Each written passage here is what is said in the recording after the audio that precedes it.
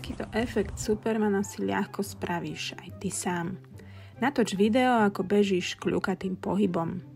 Importuj toto video do CapCut a prejdi do bodu, v ktorom chceš, aby začal zrýchlený beh. Klikni Split. Posun sa na miesto, kde chceš, aby skončil s behom, urob ďalší split. Vyber strednú časť, klikni na rýchlosť Speed a posuň sa na 20 násobok. Nechaj vybrať tú istú sekvenciu a klikni na Motion Blur. Posuň Blur na maximum a Blend na cca 20. Zmeň nastavenie Times na Twice. Potvrď.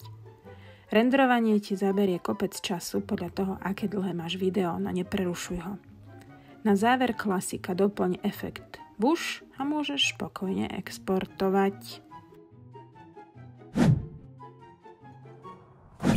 Podrobný popis nájdeš samozrejme v príspevku.